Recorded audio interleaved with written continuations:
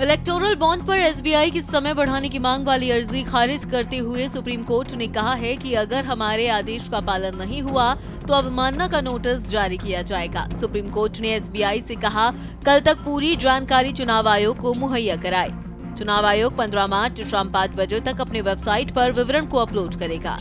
Electoral bond पर सुनवाई के दौरान भारतीय स्टेट बैंक को सुप्रीम कोर्ट से बड़ा झटका लगा है। 11 मार्च को सुनवाई के दौरान सुप्रीम कोर्ट ने एसबीआई को कल तक ही पूरी डिटेल देने का आदेश दिया है। सुनवाई के दौरान एसबीआई की तरफ से पेश हुए वकील ने जानकारी देने के लिए 30 जून तक का वक्त मांगा था। कहा गया कि कोर्ट ने एसबीआई को बॉन्ड की खरीद की जानकारी देने के निर्देश दिए गए हैं, जिसमें खरीदारों के साथ साथ बॉन्ड की कीमत जैसी जानकारी शामिल है। आज सुप्रीम कोर्ट ने इलेक्टोरल बॉन्ड्स के मामले में इलेक्शन कमीशन की ये स्टेट बैंक की अर्जी कि हमको टाइम एक्सटेंड किया जाए 30 जून तक इलेक्टोरल बॉन्ड्स के डिटेल्स देने के बारे में, उसको रद्द कर दिया है और बोला है कि ये बिल्कुल साफ है कि स्टेट बैंक के पास जो इन्फॉर्मेशन कोर्ट ने मांगी थी उनके पास है कि किसने बॉन्ड्स परचेज करे उसके डिटेल्स और किसने बॉन्ड्स वो एनकैश करे उसके डिटेल्स, ये सब स्टेट बैंक के पास है और वो कल शाम तक ये सारी डिटेल्स इलेक्शन कमीशन को दे दें।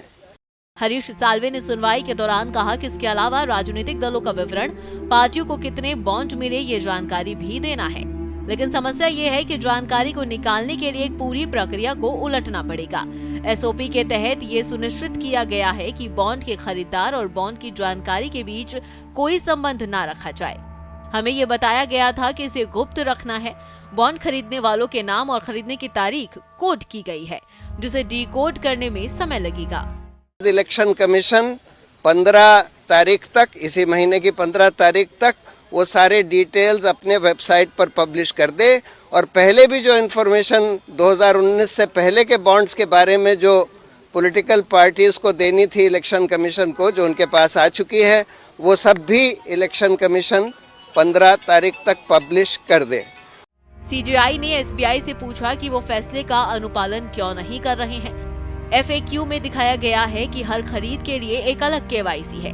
जस्टिस खन्ना ने कहा कि सभी विवरण सीलबंद लिफाफे में हैं और आपको यानी एसबीआई को बस सीलबंद कवर खोलकर विवरण देना है। स्टेट बैंक ऑफ इंडिया के चेयरमैन को बोला है कि तुम इसका एफिडेविट फाइल करो कि तुमने ये अब आज का आदेश कंप्लाई किया कि नहीं किया। अभी हम कंटेम्प्ट एक्शन नहीं ले रहे हैं, लेकिन अगर बाद में भी नॉन कंप्लायंस हुआ तो हमको शायद लेना पड़ेगा।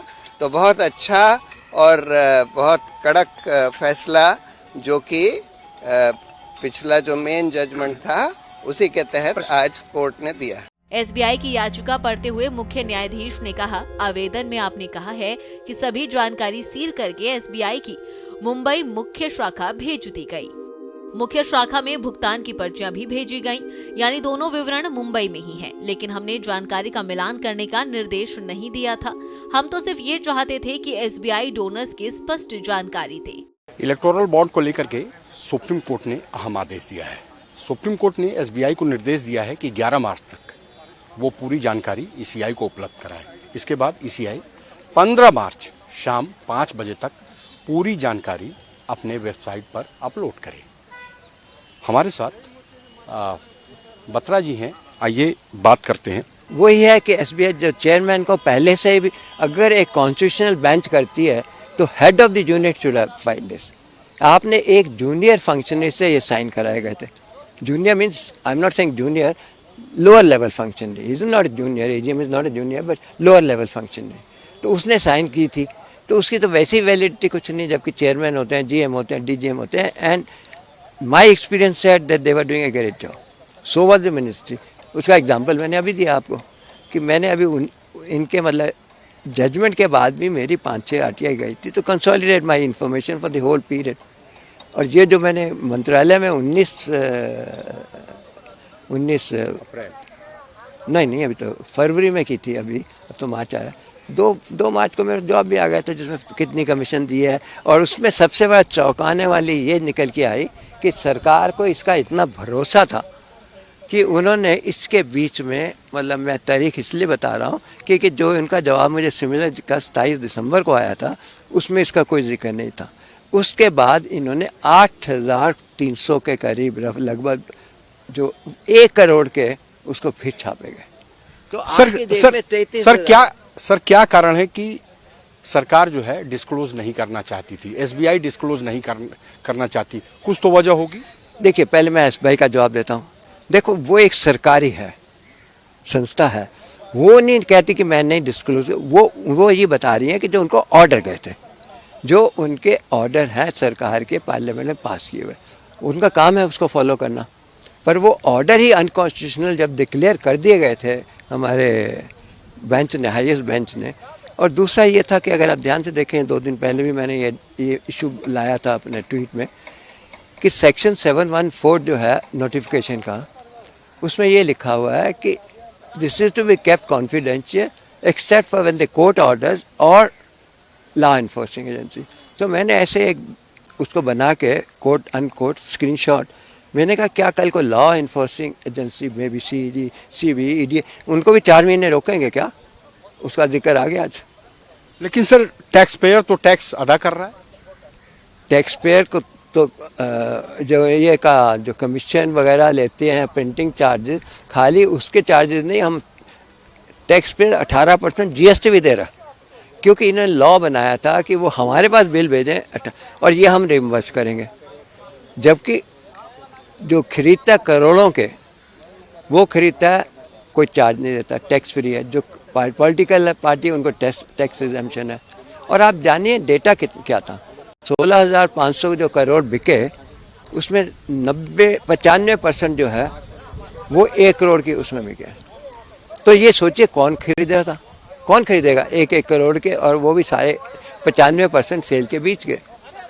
एक अंतिम सवाल सर, संक्षेप में, आज सुप्रीम कोर्ट ने अपने आदेश में क्या क्या डायरेक्शंस दिए हैं? देखिए, ऐसा है, जब तक एक बार जजमेंट आ जाएगी तो कॉमा फुल स्टॉप पढ़ना बहुत ज़रूरी होता है। सुनने के बाद जब तक ऑर्डर नहीं आएगा उस पर कमेंट करना नहीं है। जो सुना गया वो आपने खुद ही रिपीट किया, क्या है कि उनको देना है, तारीख दी गई है। पर जो उसके करेक्ट जो जजमेंट के जब आएंगे नोटिस में तब हम बता सकते। मैं भी तो बैठा ही था ना। बात ये है ना कि एक जब जजमेंट आती है तो आप उसको कॉमा फुल स्टॉप से स्टडी करते हो, उसका सारा मीनिंग। डायरेक्शन तो दिए हैं ना सर एसबीआई को? बहुत अच्छे डायरेक्शन दिए, मैं तो कह रहा हूँ। पहले तो क्यों नहीं दिए, इन्होंने उसे चेयरमैन स्टेट बैंक से पूछा कि तुम एक एफिडेविट डालो, क्योंकि फिर हम डिसाइड करेंगे कंटेम्प्ट है कि नहीं, क्योंकि उनके बिना तो हो नहीं सकता था ना। और ये वो चेयरमैन है जिनको अक्टूबर या नवंबर में 8 महीने की एक्सटेंशन दी गई थी। जो 6 मार्च तक का समय दिया था, उसके बाद एसबीआई ने सुप्रीम कोर्ट से एक अर्जी दाखिल करके ये मांग की थी कि पूरी डिटेल ईसीआई को देने के लिए 30 जून तक का समय दिया जाए। लेकिन सुप्रीम कोर्ट ने आज एसबीआई की अर्जी को एक सिरे से खारिज कर दिया और डायरेक्शन दिया कि एसबीआई 11 मार्च तक इलेक्टोरल बॉन्ड से संबंधित पूरी जानकारी ईसीआई को जमा कराए और ईसीआई 15 मार्च शाम 5 बजे तक पूरी जानकारी वेबसाइट पे अपलोड करे और पब्लिक डोमेन में ये देखा भी जा सकता है। एसबीआई की तरफ से पेश हुए हरीश साल्वे ने कहा कि बॉन्ड खरीदने की तारीख के साथ बॉन्ड का नंबर और उसका विवरण भी देना होगा। इस पर मुख्य न्यायाधीश ने पूछा कि जब फैसला 15 फरवरी को सुनाया गया था और आज 11 मार्च हो गया है, 26 दिन बीतने के बाद भी हमारे आदेश का पालन करने के लिए क्या कार्रवाई की गई? अब तक फैसले का अनुपालन क्यों नहीं किया गया? सुप्रीम कोर्ट के इस सवाल पर साल्वे ने कहा कि हम पूरी सावधानी बरत रहे हैं ताकि गलत जानकारी देने के लिए हम पर मुकदमा ना हो जाए। इस पर जस्टिस खन्ना ने कहा कि इसमें मुकदमे की क्या बात है, एसबीआई के पास सुप्रीम कोर्ट के आदेश हैं। बड़ा वकील और लगभग 3.5 महीने की और मोहलत की मांग। सुप्रीम कोर्ट के समक्ष एसबीआई की एक न चली। सुप्रीम कोर्ट ने एसबीआई को अल्टीमेटम दिया कि हमारे आदेश का अगर पालन नहीं हुआ तो अवमानना की कार्रवाई की जा सकती है, यानी कि नोटिस जारी किया जा सकता है। सुप्रीम कोर्ट ने 12 मार्च तक एसबीआई को कहा कि इलेक्टोरल बॉन्ड से संबंधित सभी जानकारी ईसीआई को मुहैया कराए। 15 मार्च शाम 5 बजे तक ईसीआई यानी कि चुनाव आयोग जो भी संबंधित जानकारी है वो अपने वेबसाइट पे अपलोड करेगी। हालांकि सुनवाई के दौरान सुप्रीम कोर्ट ने एसबीआई की याचिका खारिज करते हुए कहा कि अभी हमको नहीं लगता कि आपकी अर्जी पे कोई आदेश दिया जाए। कैमरा पर्सन आलोक के साथ राकेश, भारत एक्सप्रेस, दिल्ली।